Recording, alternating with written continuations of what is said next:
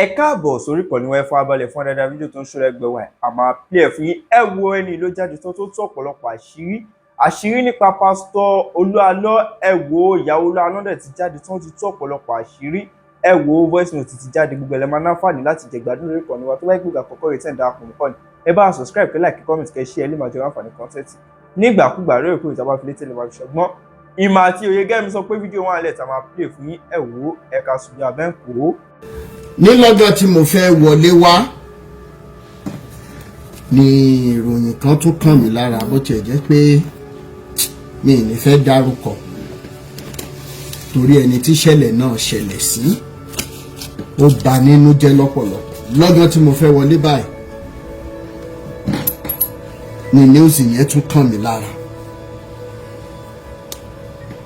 Kàkà kó wá sàn lára ọmọ ìyá àjẹ́, ó ti fi gbogbo ọmọ bí obìnrin. Kí ni ìròyìn tó wọlé sí mi lára? Èèyàn níṣòro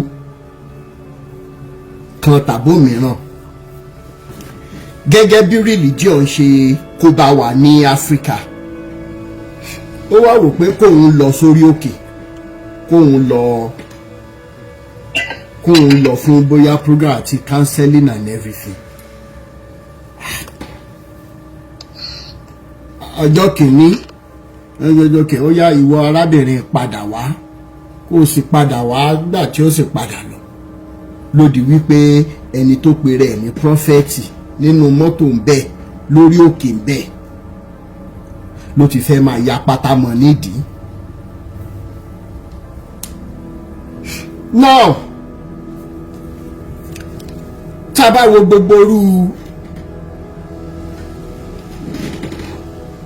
gbogbo àwọn ìṣẹ̀lẹ̀ tó ń ṣẹlẹ̀ nínú nǹkan tá a pè ní àròlúwa, torí táìtù lélẹ́yìí tí mo fẹ́ ṣe lénìí là ń pè ní Body of Christ is wicked and evil. Àwọn bàbá yín ní Olúwa sọ wípé Rotimi Daniels yẹn ó fẹ́ já Christianity wálẹ̀ ni.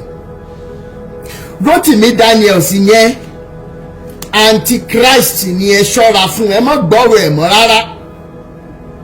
Light up ìyá mi dáadáa. Rotimi Daniels yẹn tó dà jẹ́ wípé àwọn fúnra wọn àyàfi tí ìbá ṣe lédùmarè ló ń ṣiṣẹ́ ìlú yakù, tó jẹ́ pé ọgbọ́n ìmọ̀ àti èèyàn ni. Bàbá Ezekiah sọ nǹkan kan nínú mẹ́sẹ̀gì wọn, wọ́n ní conference kan bẹ́ẹ̀ last year náà ṣe, irrespective of the year tí wọ́n ṣe, that timing is not the issue now, but what came out of his mouth when he was giving the message. Ká ní wípé mi ni mo sọ́nsìn pé gbogbo ẹ̀yin ìránṣẹ́ Ọlọ́run olè níyìn, alọ́nilọ́wọ́ gbà níyìn, ẹ máa ní kí n gbẹnu sọ̀hún, ṣùgbọ́n ń jáde lẹ́nu ẹni tó jẹ́ àgbàlagbà tó jẹ́ the same general evangelist of CAC. Wọ́n dẹ̀ ń sọ ojú abẹ́ǹkò wípé alọ́nilọ́wọ́ gbà làwọn, stealing by trick làwọn ń ṣe. Gbogbo ẹ̀yin òyìn sọ kankan pa justify ìjà táwa ń jà látijọ́ látòrí lórí fàájà movement. Àárín ní kẹ́ sọ̀rọ̀ pé Mr. Rotimi ní tòótọ́ ní tó bá fi lè mú bá Ezekiah sọ̀rọ̀ nǹkan báyìí, ó mi pẹ́ right. Bill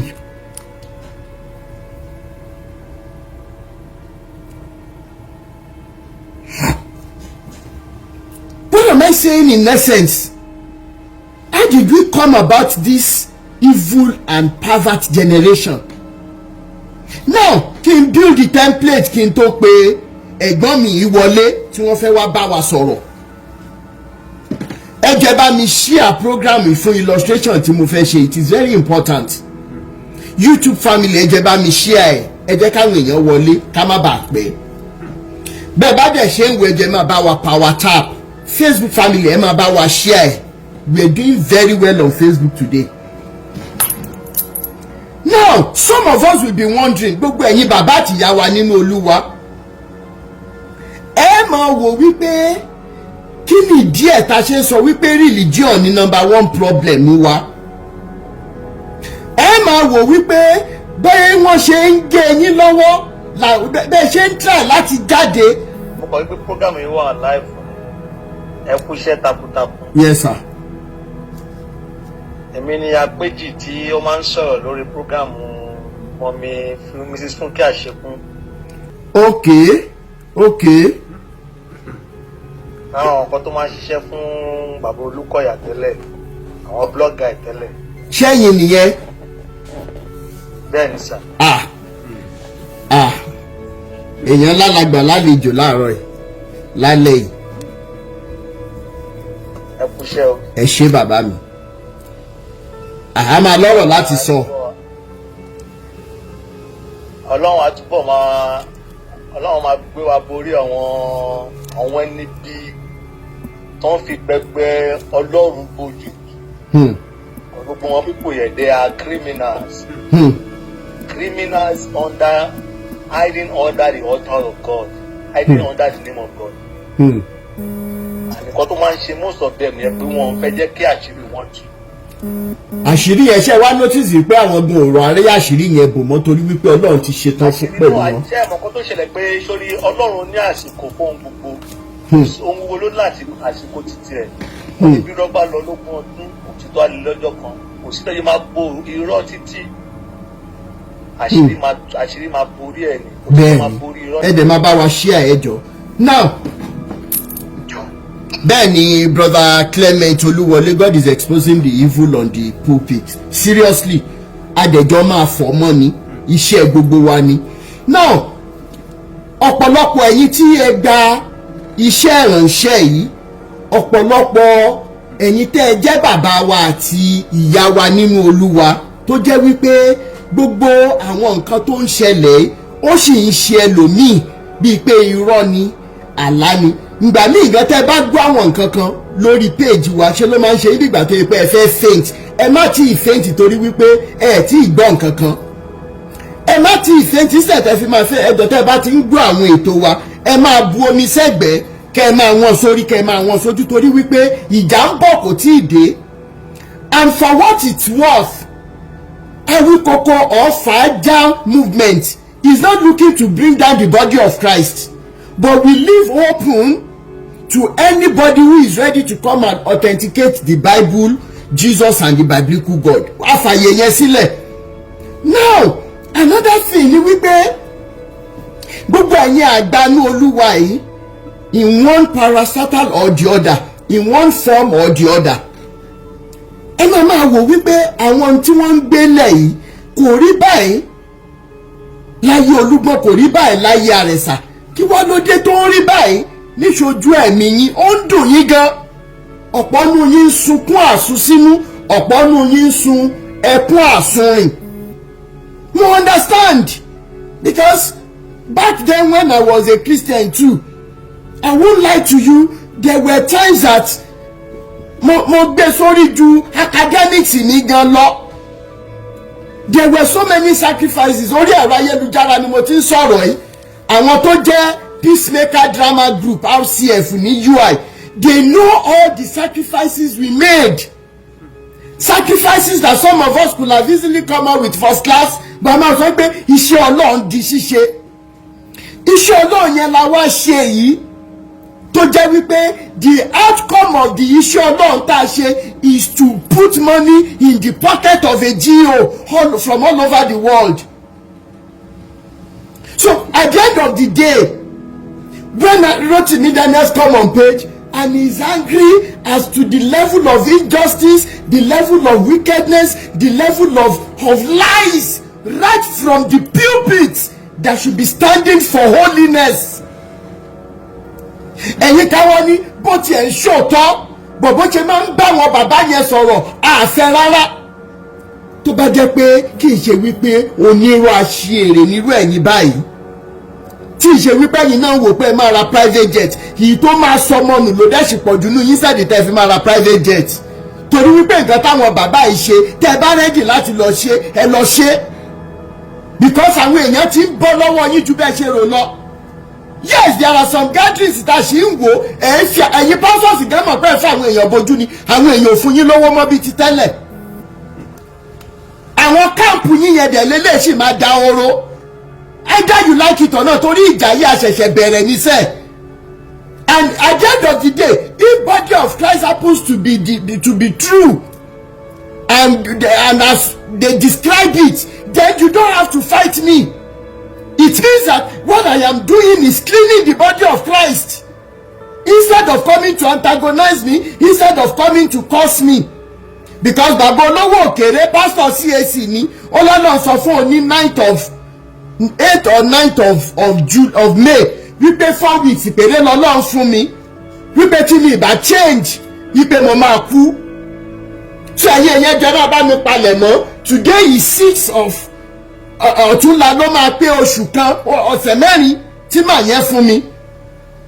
In tó bá fi wá mú kí n jí ní on the 8th or 9 kí n gbé apá ṣe gbé, kí n gbẹ́sẹ̀kẹ́sẹ̀ ṣe gbé, ariwo hè nílé ìwọ Olówó Òkèrè màá wá jáde fún ẹ tán, màá wá fi hàn gbogbo àwọn èèyàn pé gbogbo ẹ̀yin CAC pátápátá ṣe rí terrace irọ́ terrace tẹ fi ń threaten àwọn èèyàn, òun ni wọ́n ti threaten ní tí Ọlọ́run yóò rí mi pa yẹn, torí wípé Ọlọ́run òótọ́ tó wà kò sí lẹ́yìn alábòsí, gbogbo yín dẹ̀ mọ̀, gbogbo yín pátá lẹ mọ̀ that God is for everybody, Elédùmarè is for everybody. Threat yín dẹ̀ ti bàjẹ́ báyìí látòrí péjì Àwíkókó, because ó bá yẹ pé lóòótọ́ ló jẹ́ pé nǹkan tí mò ń sọ pa yín irọ́ ni, tẹ̀dẹ̀ ti gbé ìgbìmọ̀ dìde lóríṣiríṣi wípé ẹ máa pray against Àwíkókó yìí. Wọ́n sọ titi yín fún, wọ́n sọ titi MFM fún mi. Kí lorúkọ máa yá Adérẹ̀dé Elijah, mi ní bú ẹ torí ìwọ náà rán wá ń gbà yẹn, ìwọ náà plant as mold bóyá wàá rọ̀rọ̀ gidi gbà lẹ́nu mi. Olùfẹ́ bá mi ṣe registration CAC wá gba ọdún kan ó rí ṣe lẹ́yìn olórí burúkú yìí. Máa yẹn ló dìídì sọ fún mi pé ìgbìmọ̀ orúkọ mi wà lára àwọn tán pray against. Mo ní kò tiẹ̀ kàn mí, wọ́n bá pray against ẹni tó bá ti jẹ gbì ló máa kú gbì. I don't need all those information. Bá mi ṣe CAC registration mi kí n get out. Láì mọ̀ wípé wọ́n ràn wá ni. So this job no be today. Now fún gbogbo ẹ̀yin bàbá àtìyá, fún gbogbo ẹ̀yin bàbá àtìyá wa tí gbogbo ohun tó ń ṣẹlẹ̀ nínú Kristi yìí, nínú body of Christ yìí, ó bà yín nú jẹ́ gan. For the benefit of ẹ̀yin bàbá àtìyá, bóyá bàbá mi tó wà lórí òkè ibi tí bàbá Ayọ̀ Babalọ́lá ti bẹ̀rẹ̀ ni mo gbọ́dọ̀ recognize yín. For the sake of prophetess Èso Ẹ̀mí, for the sake, for the benefit of Baba G.A. Lawal,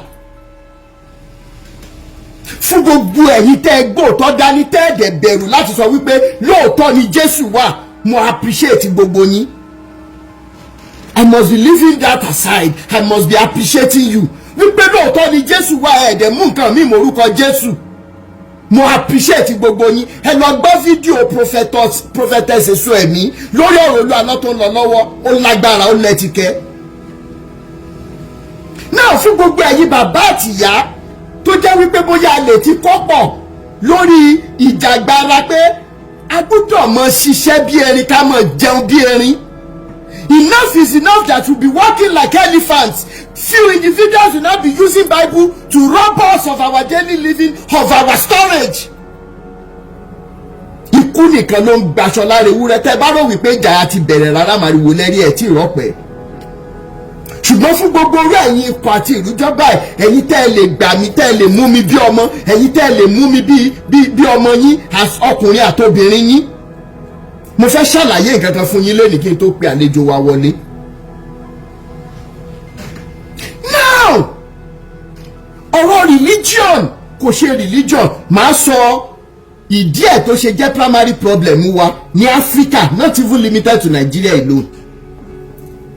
Ọ̀rọ̀ tí mo fẹ́ sọ yìí, ẹ rìkọ́ọ̀dì ẹ̀kẹ́ post ẹ̀ tẹ́ bá fẹ́, torí ọ̀rọ̀ tó lágbára ni. Ṣé rí ọ̀rọ̀ bí Elédùmarè ṣe dá ilé ayé, bó ṣe gbélé ayé jókòó, ẹni tó bá sọ wípé òun understand ẹ máa bá mi sọ fún wọn pé rọ níṣẹ́. Ṣùgbọ́n ẹni tó bá lọ́gbọ́n tó ní òye á mọ̀ wípé Áfíríkà lọ́lọ́run fi ṣe mother earth fún all other continents. Ọlọ́run yẹn ṣe débi wípé Áfíríkà jẹ́ kọ́ńtínẹ́ǹtì tó bí tó dẹ̀ yẹ kó máa support gbogbo àwọn tó kù. Ó wá ṣe débi wípé àwọn resources tó fún wa ní Áfíríkà ó tún wá ṣe kí wọ́n wà sustainable. Àwọn tó bá ṣe economics, àwọn tó bá ṣe àwọn courses kọ̀ọ̀kan, they will understand the term sustainability. That in Africa we can support all the other parts of the world without blinking an eye.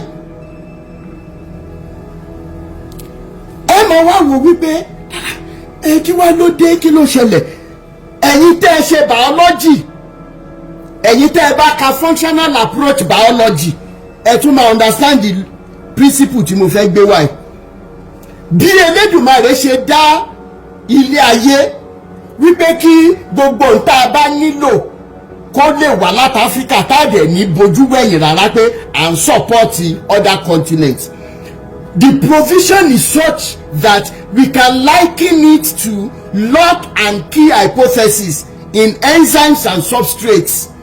Kò yé wa, ẹ fẹ́ gbé mi gbàbí kan láàárọ̀ yìí, màá dẹ̀ ṣàlàyé, màá break it down. Bí Elédùmarè ṣe gbélé ayé yẹn sílẹ̀, because tá a bá explain ẹ̀ báyìí, gbogbo ẹ̀yin tẹ́ ṣèràngbọ́n mọ́ religion, Jésù ń bọ̀ kò ní pẹ́ dé, alágbára ń bọ̀ láti wá ṣe ìdájọ́ ayé, tá a fi ba ayé ara wa jẹ́ títí dé ní àmọ́ fọ́gbà yẹn gan yẹn. Because this story must not be transferred to the next generation, and that is why we are preaching truth, love and humanity, which will take us back to evergreen songs like iṣẹ́ lóògùn ṣẹ́, either you like it or not, ìyàtà jẹ́ ti tó. Ìjọ tí wéèrè Áfíríkà bá dẹ̀ mọ̀ pé wéèrè ló, ìjọ náà lára ẹ̀ máa yá. Africa must rise up again, either you like it or not. Now, bí Elédùmarè ṣe gbélé ayé yẹn sílẹ̀, ó ṣe in such a way that lock and key hypothesis ni ẹ̀yin tẹ́ bá ti ṣe digestion rí nínú biology. Okay? Now, substrate lè tóbi tó báyìí. Irú àwọn explanation tí mo Samuel máa ń like lélẹ̀, ẹjọ́ mo fẹ́ kẹ́ farabalẹ̀ gbọ́ mi kí n tó pe àlejò wa wọlé. Substrate lè tóbi tó báyìí. Substrate nínú biology, substrate might mean any class of food: carbohydrate, protein, fat and oil, minerals, salt, vitamins, water, whatever. But I want to discover me, I don't know. Now, this substrate is as big as this. The enzyme that will be working on this small of food might not be more than this. Ṣé ló dàbí bí sheep lansing, kí kékeré lè máa fi tọ́ọ̀nẹ̀ tó máa yí. Now, what is the importance of this lock and key hypothesis tẹ́lẹ̀dùmarè ti ṣe? Meaning that tí wọ́n bá rọ kọ́kọ́rọ́ fún ojú ihò kan, ó ti di dandan kó jẹ́ pé kọ́kọ́rọ́ yẹn náà máa fi ṣí ihò yẹn. Bẹ́ẹ̀ lẹ́lẹ́dùmarè ṣe resources tó wà ní Áfíríkà that should be useful to all other continents if there has been no interference.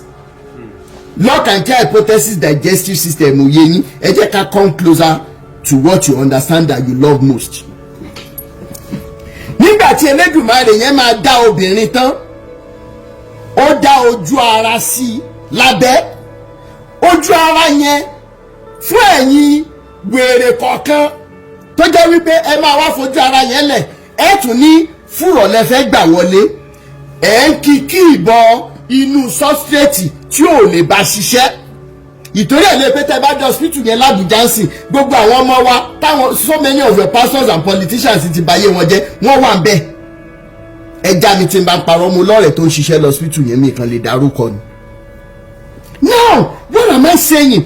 Ojú ara yẹn, gbogbo ẹ̀yin tí ẹ kì í ṣe virgin, ẹ fi àwa tí a sì jẹ́ virgin sílẹ̀, àwa kà nínú ìwé la ṣe mọ̀ tá a fẹ́ sọ yìí. Now, tí ọkùnrin àtobìnrin bá ti wọlé agodo tán ṣe foreplay, ẹ rí wípé kò sí bí ọkùnrin yẹn ṣe lè bí mọ fíńgà lóòótọ́. Ẹ mọ̀ gbọ́ mò ń fíńgà àdúgbò àlẹ́ máa ń sọ, ṣé mo right? Now, ọdún òun fíńgà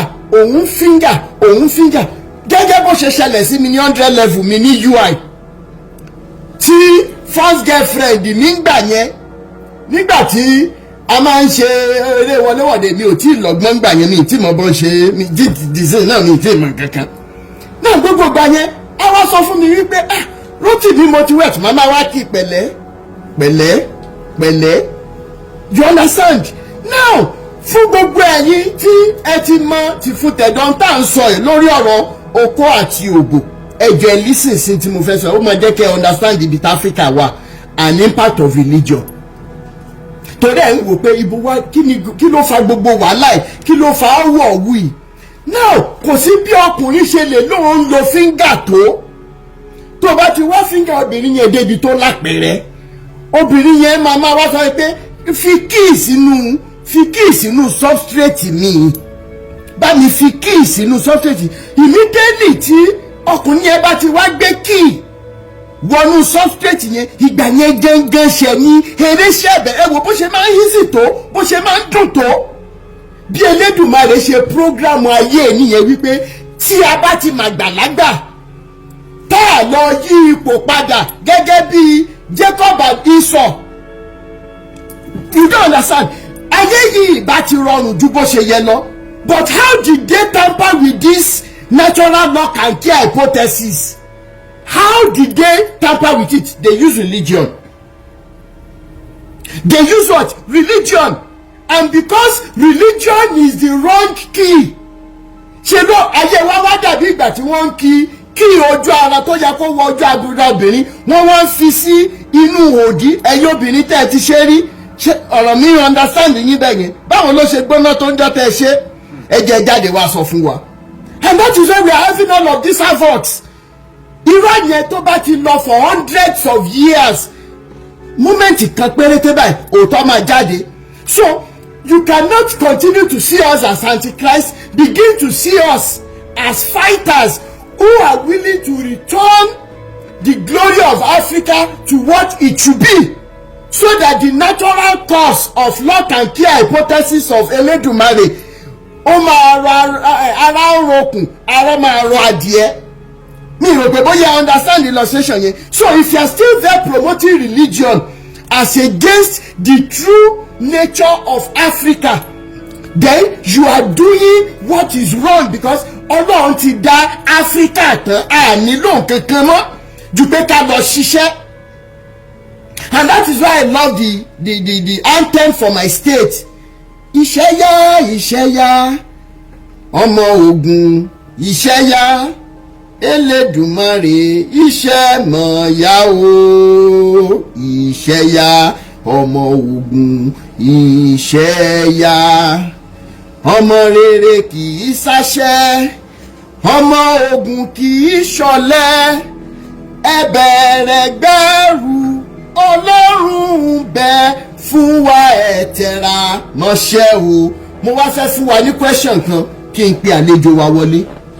Question yẹn ni wípé tá a bá ti lọ sí school àwọn tí ò lọ school gan mọ̀ pé àwọn nutrient kọ̀ọ̀kan wà àwọn èròjà kọ̀ọ̀kan wà nínú yẹ̀pẹ̀ tí síìdì àti omi tí wọ́n máa lò tó máa fi dàgbà tí á dẹ̀ fún wa ní multiple. Kí ló dé tí Elédùmarè yẹn gbogbo ẹ̀yin tẹ̀ ń kú sí káàmpù ni mò ń sọ fún báyìí o. Káàmpù kan tàbó mìíràn ẹ fi ń ṣe awo gba àrùn. Tó bá jẹ́ wípé Elédùmarè ó fẹ́ jẹ́ ká máa pray, kí ló fi àwọn nutrient yẹn sínú ilẹ̀ fún?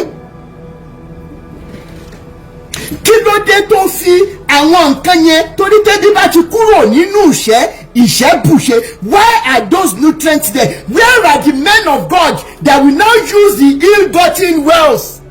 That is what I will call it. Instead of buying Range Rover, buying private jet, why are they not investing back into the society so that we truly believe in the words of the Bible? Why? Why is the sunlight there? Solar energy for photosynthesis. Why are those things there in the soil for us to go farming and begin to provide, to produce food? Àwọn tó dẹ̀ ń ṣe wá báyìí náà using religion ara ọ̀rọ̀ okùn ara ọ̀rọ̀ adìẹ ni. kò síbi tá ilé ti sí until when we go back to original plan of Elédùmarè. And this is a message to the whole world. Either you like it or not, Africa is destined to be the mother earth to all other continents. And I say it without any apology, that we have the resources that can support the whole world. Mo rí OC2 fish sir, mo rí gbogbo iṣẹ́ takuntakun tẹ́ ẹ ṣe, mo appreciate yín sir. Mo rí one of your videos tó pa mí lẹ́kún níbi tẹ́ ẹ ti ń dìgì ilẹ̀ fún ẹja fún fishing kìíní yín tẹ́ ẹ ń kọ́ àwọn ọmọ school. Ṣé mo parọ́ sà wípé there was a time tó yẹ pé ibẹ̀ yẹn omi máa kún inú fish pond yẹn, ṣùgbọ́n sì you have to go and dig. You have to dig deeper to be able to provide water for that fishing for that fish pond. Ẹ wo àṣẹ bẹ̀rẹ̀ ni àti ìrìn kankan. Ṣé bá gbé religious orí a máa sọ ẹ̀yin tẹ́bi ń pa gangan tí yà ń jẹ lẹ máa gbèrú pé ọmọ èṣù ni ọmọ kìnnìkan ni ọmọ sàtánì ni. Ẹ má wọ̀rí, ẹ farabalẹ̀ gbọ́ ìta fẹ́ sọ lẹ́nu ẹnu oníkọ̀ láti ń gbọ́ pọ̀ hàn nílẹ̀ Yorùbá. Ó ga a ṣì máa describe hypothesis yẹn again, lock and key hypothesis. Lock and key hypothesis.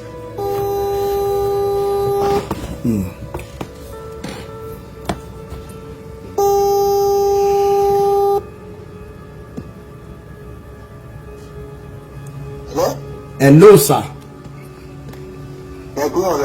Ẹ kúrò lẹ́ bàbá mi. Ẹ kú iṣẹ́ ìlú. Yes sir. Ṣé ká kọ́kọ́ mọ̀ kí yín wípé ẹ kú wedding anniversary ni bàbá mi. Ẹ ṣeun bẹ́ẹ̀ni. Ká kọ́kọ́ mọ̀ kí. Second wedding anniversary. Second wedding anniversary. Ẹ jẹ́ èyí tẹ́ ń gbọ́ wa. On the same woman ni o. On the same woman, kì í ṣe to another person no. Ẹ mọ̀ dé o second wedding anniversary, so àwọn èèyàn ti ń kí yín pé happy anniversary. Ẹ jọ̀ọ́ ẹ sọ nǹkan tó ṣẹlẹ̀, ẹ bá wa sọ ká mọ̀. Ẹ ṣeun. When I met my wife, I met her as a novice. Okay. In fact, we first spend there. Okay. Come on, the car. And kí n tó bẹ̀rẹ̀ náà, mo fẹ́ sọ àwọn kan. Okay sir. Ọ̀rọ̀ tí mo fẹ́ sọ yìí, ẹnikẹ́ni pàṣọbìnrin ní pàṣọkùnrin ní pàṣọkùnrin pàṣọkùnpa irú ẹni yóò tó jẹ́ tọ́jà jẹ́ pé ó ń tẹ̀lé ẹ̀ báyìí tó sì nàrí sí sánmà. Tó bá sọ gbọ́rọ̀ yìí tó kàn ń ju ọlọ́rọ̀ lọ tó fẹ́ máa sọ kátàkátà tó fẹ́ sọ wọ́nàwọ́nà tó fẹ́ máa dásìkà tí wọ́n kàn án. Bí àwọn pásọ ìdíwì ṣe tọ́gbọ́n lé mi wọ́n ṣe ṣe lé mi wọ́n ṣe bẹ́ẹ̀ sí ilé onítọ̀hún àtàwọn ọmọ ẹ̀ lórí ìran kẹrin. Àmín. Fẹ́ èyí tí mo sọ yìí ó jọ́ títọ́ tí mo ti sáré sílẹ̀ lẹ́yìn tó bá pàṣẹ lómi ní òní wá tó ìṣẹ́ lórí onítọ̀hún. Ìyẹn dúró bẹ́ẹ̀. So ìgbà tí wọ́n ti ara wa ń bára wa bọ̀ wẹ́rẹ́wẹ́rẹ́ èmi sì ní jayéjayé yìí ní láti kékeré. Okay. Now, gbàtà pàdé mo ti mú nǹkan gidi nínú ọtí ní òun sìgárì o. Okay. Thank you so much. Ọ̀gá ni ìyá múdà.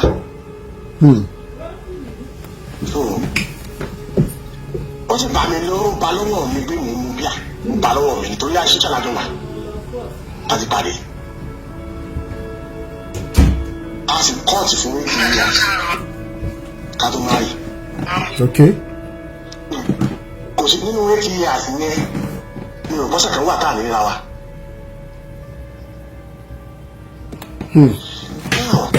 Nígbà tá a wá ṣe wedding àwọn ṣe wedding yìí ní ìṣà tí wọ́n mọ ní ìṣà ni. Ìbàdàn là ń gbé lásìkò sí. Okay sir. But tẹ̀ wá gbé bọ́ àwọn òbí ẹgbẹ́ àbúrò mọ́ lọ chọ́ọ̀chì ní máàlì kan torí ó jẹ́ chọ́ọ̀chì tó bí yẹn sí jẹ́ ká chọ́ọ̀chì láti gbókà máa lọ. nǹkan tó gbúra dé ìdí nìyẹn. wọ́n tàbá dé ìdí ọdún mẹ́wàá gbáko mo nù lórí ìdí ọdún mẹ́wàá gbáko tó mo rí wọn tán bámbám mo rí wọn tán pátá. mo rí pé business center ní kìí sí church business center ní. gbàdé mi sì rí wọn tán in fact fún ọdún mẹ́wàá yẹn ti wá lé nínú I was a major financial of that parish wọ́n ṣẹ̀dá parish yẹn lè ní ìjọ ìwọ̀n. ẹ jọ ṣé ẹ máìlì láti sọ parish yẹn àtòrúkọ pásítọ̀ yẹn. gbogbo ẹ̀ ní màá sọ ní gbogbo ẹ̀ ní sọ pátá. ok à ń gbọ́ yín. pátá so ẹni tó jẹ́ pásítọ̀ gbá ẹ̀ ti now lead very nice man ó ti lé ti sìn. gbàdé mi sì rí wọn tán ìgbà tó tó èmi ó kó ọ̀nà ìjọ ilé yìí o èmi ò ṣojú ilé ìmọ̀ o iṣẹ́ ṣe bá ní ìjọ ìjọ tó ara nǹkan tó mú mi kó mẹ́gàngán tó mú mi kó mẹ́gàngán rẹ̀. Number 1 ìdí ìmọ̀ ìbára wọn wí ọmọ ń kọ́ bá ẹ̀ṣẹ̀ mọ́ra wọn lára ni. wọ́n ìbára kò sí ìtọ́jú ṣẹlẹ̀ nídìí tó ṣẹlẹ̀ níjọ mí o ṣùgbọ́n nídìí ìbẹ̀ wọn máa ń kọ́ bá ẹ̀ṣẹ̀ mọ́ra wọn lára ni. wọ́n máa ń bu ẹ̀ṣẹ̀ ni because ẹni tí tó fẹ́ ọ̀gá tó fẹ́ lọ fẹ́ jẹ́ èèyàn kan sùn iṣẹ́ ibi tó tọ́ ọ̀gá gan ti ṣe kí yẹn ti rí kò lè jẹ́ ọ̀gá ó sọ̀rọ̀. nǹkan ẹ̀ ló gbé èdè tó mọ pé rí dìmú yìí pé it is well. tó bá ti lọ́jọ́ rẹ̀ báyìí rí dìmú ó ti gbẹ́jọ́ rẹ̀ tẹ́rí bùtù tó bá ti gbẹ́jọ́ rẹ̀ lọ sàkún wọn ilé ìsúntọ́ ọ̀rọ̀ wá ní pé it is well ẹ jẹ́ ká máa bàdá ọ̀rọ̀ lọ́wọ́ ó tọ́ ọjọ́ rẹ̀ tọ́ síbẹ̀ yẹn kó tó bí wí it is well yẹn. now nǹkan tó ń kejì tó gbé mi kúrò ń bẹ̀ nígbà yẹn tí máa lọ church tí ìjọba lọ́rùn náà yẹn tí mo kó ọ̀rẹ́ ta ọ̀dọ̀ tí ọ̀gbìn kójú rẹ̀ máa pin tán mo wá pe pásítọ̀ ìgbà yẹn oníbẹ̀rẹ̀ ọlọ́run díẹ̀ mo ní jẹ́ ká fi parish yìí ká fi ṣe àríkọ́gbọ́n other parishes lórí ìdí. mo ní ká kírètì bọ́ọ̀sì kan à ń pe bọ́ọ̀sì yẹn ní unity box. ok. mo ní ká máa fowó sínú bọ́ọ̀sì yẹn every Sunday. gbogbo àwọn ẹ̀yà arúgbó àwọn tí ò tọ́ṣẹ̀ jáde tó ń ṣe ìgbàlù ní bísíǹsì bí ọ̀tá ṣẹ̀ bẹ̀rẹ̀ Nàìjíríà tí bàbá dí lọ́ọ̀tà ní adégbàyí tó ṣe bí ọ̀tá ń gbà yẹn. mo ní kọ́bẹ̀sì iṣẹ́ tó mo ní kí pásọ̀ máa bẹ̀rẹ̀ láwọn èèyàn pé kí ló lè ṣe tó ní tọrọ owó kí ló lè ṣe kó máa ṣètò àwọn èèyàn mo ní mi fẹ́ mọ bó ṣe fún àwọn èèyàn kó káṣá máa fowó síbẹ̀. ó wá dọjọ́ kan torí èmi rèé tí máa lọ church di àárọ̀ yẹn náà ni tí máa lọ church báyìí tí máa ti tó àgbà aago 12 bí ẹni jésù ó di ìjọ náà yóò di bá rẹ̀ yóò di bèrè ilé ni òní lọ́lé ìyẹn. tó máa ti dùn pé òun lọ́fẹ́ jésù olúwa wa ìyá ó ṣe àjọ ìpásọ̀ wa ní pé kí n jọ pé màá gbé òun dé mọ́dà church àwọn ní odò ọ̀nà gbà yẹn ìrírí àṣírí yẹn. ó ṣe wá kéde ibi bọ́ọ̀sì méjì bọ́ọ̀sì yẹn nìyẹn ó wá fẹ́ ṣe mo ní kí lè fẹ́ fi ṣe ó ní àwọn tó wá sọ pé àwọn tó wá ṣe return pé owó tó ń fi lẹ̀ pé ó yẹ tó pẹ́ fẹ́ẹ́ sọ̀rọ̀ sóò bí wọ́n ti máa sọ̀rọ̀ sóò nìyẹn pé òun máa ń fowó kú lápá ara òun pẹ́pọ̀ tí èyí ìbò òun lówó lọ́wọ́ pé bẹ́ẹ̀ mo nínú nídìí bọ́ọ̀sì yẹn pé owó dà padà mo ní àá. pé wọ́n gbúdọ̀ kó owó lọ sí mother church. ẹni tí owó kọ́ máa ṣe return tí wọ́n máa ń pè kíní yẹn nígbà yẹn bẹ́ẹ̀ náà ti pè é jì sí mi mọ́. oníṣẹ́ fún yín tágẹ́ẹ̀tì ni ṣé bá ń kalẹ̀ yín ṣé fún yín tágẹ́ẹ̀tì ni ó ní ẹwù wọ́n agídí ẹgbàgbẹ́ bẹ́ẹ̀ ibà ṣe mọ́ sí nìyẹn torí ẹwà ń bí nìyẹn kà so ìmá kò mẹ́ ọjọ́ wa ní kò mẹ́ ìyàwó yìí kò mẹ́ ó bẹ́ẹ̀ sí lọ ó lòdì mọ́ ọdún kò lé òun kì í mi dákẹ́ inú tẹ̀lé ọ̀dọ́ rọ́ọ̀gì bẹ́ẹ̀ ní dóòmù kan ní ṣe fàájì tèmi ń bọ̀ wá yá wọ́n gbé pásọ̀ kan wá àwọn pásọ̀ tó rẹ̀ kan gangan àwọn pásọ̀ mẹ́ta ló kàn gangan. ok. but nǹkan àwọn méjì gangan ni ló da ilé mi rú àwọn méjì gangan but the third one gangan ló bẹ̀rẹ̀ ló lé foundation yẹn. ok. ẹgbẹ́ dàpọ̀ àwọn mẹ́tẹ̀ẹ̀ta ń sìn ẹ tó lè bá níṣẹ́ gangan wọ́n pè ní pásítọ̀ Fẹ́mi Òṣìdẹ́kọ̀. Pásítọ̀ Fẹ́mi Òṣìdẹ́kọ̀. Yes. Parish wo nìyẹn ní Ìbàdàn sà? Ní ìyá àwọn báyìí tó wà ní ìsìn báyìí ìrọ̀lẹ́ tó wà wọ́n. Òtò bá dé ní last. Ok, parish wo ló wà ń gbà yẹn? Nígbà yẹn parish yẹn wà ní sọ́wọ́yà orí ìtara ti máa yà nínú street kan báyìí. Ok, ẹ máa. Ìgbà yẹn. No. Ìgbà yẹn wà ní Kenaland ló ní ọ̀rẹ́ ló wà ń gbà yẹn. Ok. Kenaland ló ní ọ̀rẹ́ ló wà ń gbà yẹn. The second person, wọ́n pè ní Pastor Bọ̀dé Adéṣafẹ́. Ó sì wà ní Kenaland yẹn dì sí òun náà ló wà bẹ́ẹ̀ dì sí. The third one, wọ́n pè ní Samuel Awóbọ̀dé. Òun wà nísìnyí báyìí ó wà ní Redemption Chapel, Ọ̀yọ́ Province 11. Òun náà nínú náà wà. Ṣé ẹ bá mi lọ? A wà pẹ̀lú yín sà. So, mo wá rí pé tí ẹ bá ti lọ sí camp, Òṣìdẹ́kọ̀ yẹn lọ́jọ́ máa ń gbé dání lọ. Níwáyé Òṣìdẹ́kọ̀ yẹn kì í ṣe pásọ̀ lèmi fi mọ́ ọ́tò pléta ní ó pléètì mọ́tò làkí yẹn gbé ibẹ̀ mo ti máa ṣe mọ́tò nítorí bẹ́ẹ̀ sì lè nílò. So ibẹ̀ lèmi ti mú Òṣìdẹ́kọ̀ yẹn bí ẹ̀gbọ́n ni ó jẹ́ fún mi ẹ̀gbọ́n àdúgbò ẹ̀gbọ́n kí ló kàn kó ti pásítọ̀. Wọ́n máa dijọ́ kan ìyàwó wa níyà pé tí bá ti rí dáàdì òun kì í bá òun dúpẹ́ lọ́wọ́ wọn ó ní kí ló ṣẹlẹ̀. Ó ní òun fẹ́ lọ sí kàǹpé òde lóru kìíní pé ìgbà tó wá pè wọ́n lọ sọ pé àwọn òde fẹ́ lọ pé torí tòun làwọn ṣe máa lọ. Ó ní máa nílò torí ìyàwó ẹ̀ lọ sí camp torí ìdíje ló ṣe wá lọ sí camp. Mo lọ́rọ̀ yìí mo ṣáà ṣètò ní gbogbo ẹ̀ kò tí problem. Fast forward ìgbà tó wá yá wọn á rí pé ìyàwó mi bẹ̀rẹ̀ sí change nílé. Ìwà wa change nílé. Ìyàwó mi used to be a perfect quiet person. Maybe she might be pretending, I don't know, but she's a quiet person. She hardly talk. So, mo wá pè é, mo ní lágbájá ó ní ẹ̀mọ́ ní ìwẹ̀ ń change o. Àwọn àwọn change o, mo náà kì í ṣe ọmọdé mọ́ kankan and unlike láì kò ní sọ bẹ́ẹ̀ kò ní bá mi sọ bẹ́ẹ̀ yẹn. Mi sọ̀rọ̀. Ọlọ́run tó sì lẹ́yìn arábùsì ìgbọ́n tó wá ṣẹlẹ̀ níjọ́ kan. Ọ̀rẹ́ mi kan wà financially handicapped. One of the commissioner Ajimobi wá fún ní note kó lọ gbàṣẹ́. Ó bá gbé note yẹn bá mi. Mo ní Ọlọ́run ti ṣe o. Torí ọ̀rẹ́ mi yẹn máa ń àárẹ̀ ọ̀rẹ́ ọkùnrin sọ́kùnrin ṣá so èmi máa ń ṣe ìjọba ẹ̀. Àwọn wá ní pé kó lọ ṣe registration ní bank. Àwọn lọ sí Access Bank ní road. Bàtà débẹ̀ òyìnbó béèrè pọ̀. Mo bá ṣàkóso fún oṣù registration yẹn. Gbàtó ṣe alọ́sínú secretariat ó bẹ̀rẹ̀ sí oní 20 oní 30 oní gbàtó yà mọ́lẹ̀ wá ọ̀gbẹ́ni ẹ̀yìn wàhálà ìdílé pọ̀ jù mí lọ bí iṣẹ́.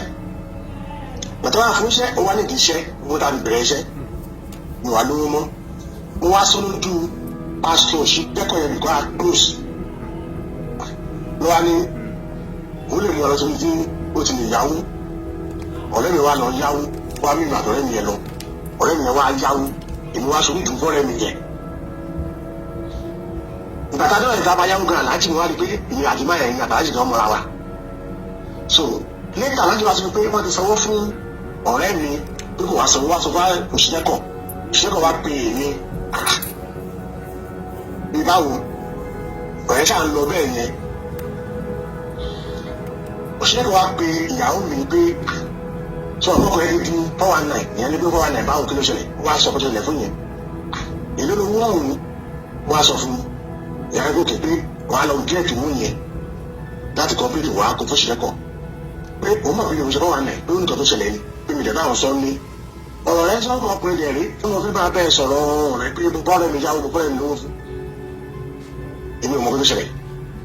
Sọ níta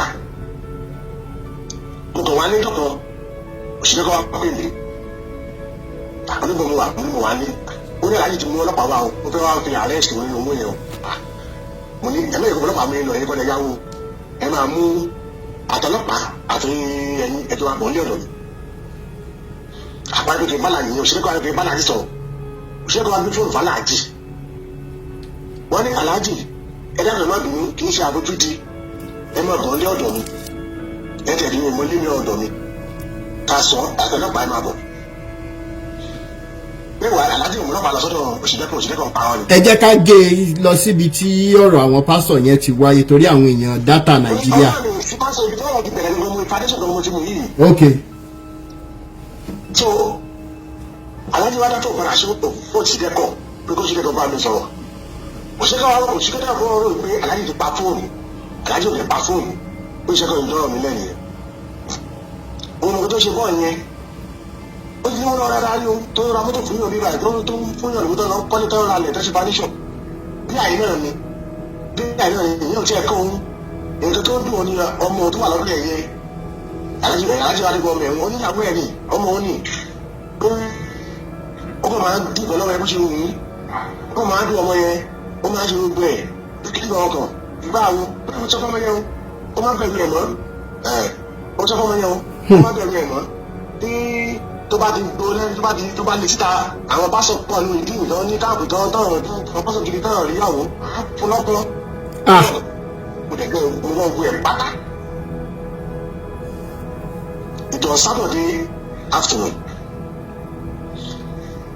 ìgbà tí kẹ́sì yẹn tán bá wọlé mo lọ bá ìyàwó mi ó ń gé ó ṣe ètò jáde ó ń gé ẹran lọ́wọ́ ó ní mo wọ́ ọ̀nà ẹ pé kó padà lẹ́yìn oṣù mẹ́kọ̀ ọ̀hún mo lè gan báyìí ní oṣù mẹ́kọ̀ tí ẹ̀ sọ ní ìsìn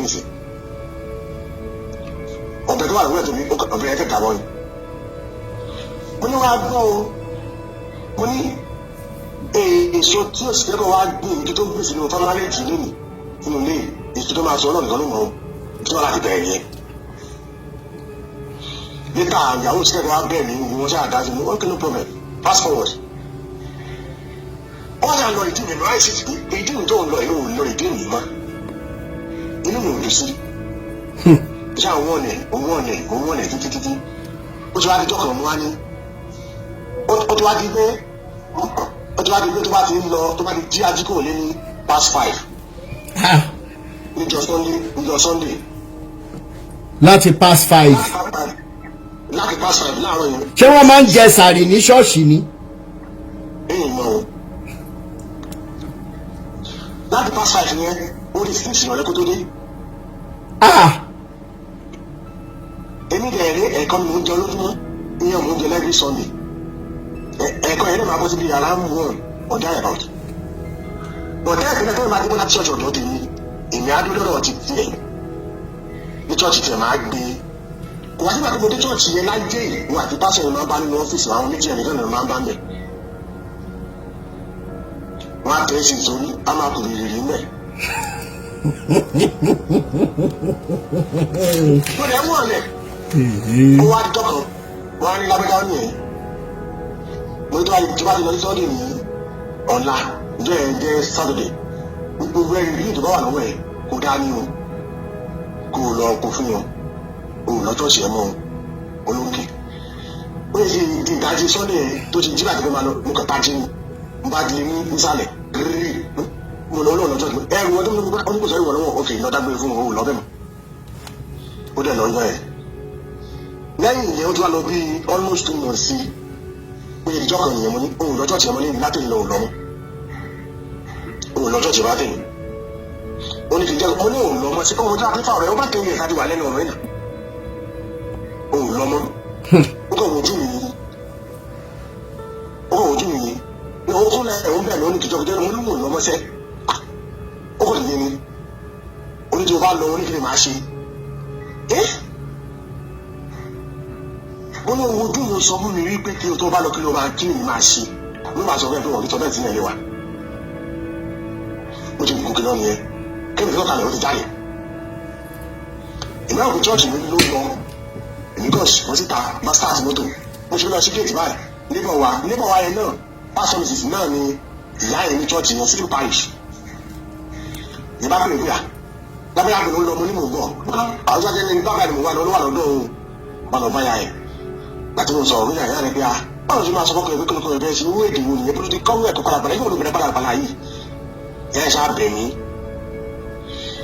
the next thing tí màá rí ní follow Sunday ló bá gbé pásítọ̀ ìbọ̀dé aṣáfẹ́ yìí àti àwọn àlàó bọ̀dé yẹn ló bá gbé wọn wálé láàárọ̀ Sunday pẹ̀táwọn yẹn dé wọ́n wọlé nígbà ẹ̀wọ̀n mo fẹ́ lọ kíkì lọ lọ́ọ̀gù mi fẹ́ lu tíì mo rí wọn bàbá kí ni mo ní ẹ̀ èmi mọ bọ̀dé aṣáfẹ́ yẹn bọ̀ mi mọ sábẹ̀ làwọn wọlé yẹn mi mọ̀ mo ṣe é for the first time yẹn gbàdé kìíní máa dáhùn yẹn bọ̀dé ẹ̀yìn sábẹ̀ làwọn bọ̀dé yẹn bá dáhùn pé torí sábẹ̀ làwọn bọ̀dé yẹn ni ọ̀gá bọ̀dé aṣáfẹ́ pé àwọn rìdíù ọ̀gá síra wọn máa ń worship ara wọn ni. bẹ́ẹ̀ni.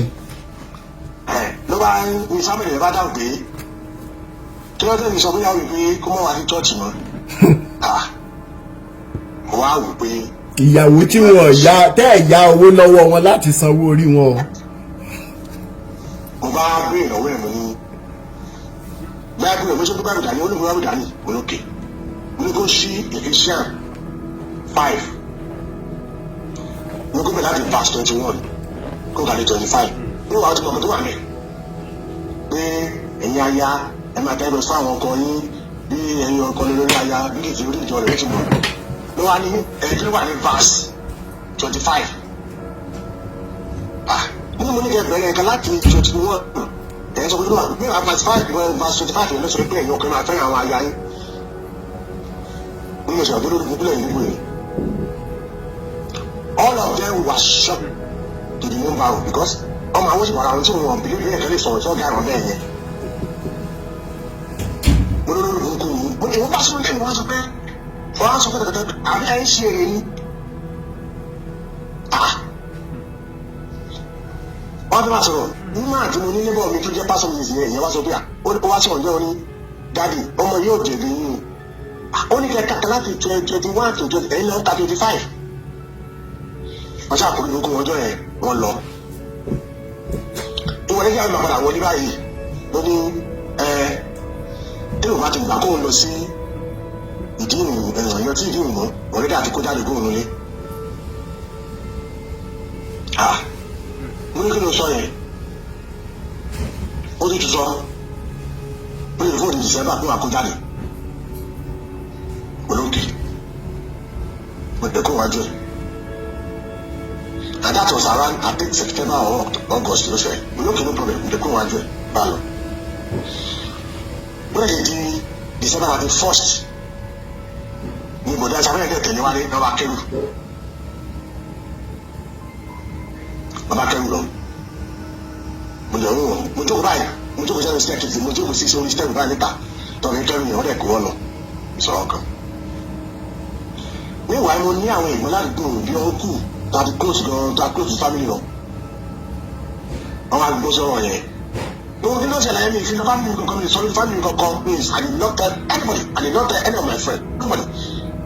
Àti ọ̀rẹ́ mi tó bá wa tó ba lẹ́nu ẹjọ́ tó kẹ́rù yẹn. Ẹgbẹ́ wa pé ìgbé igi wa ń bí.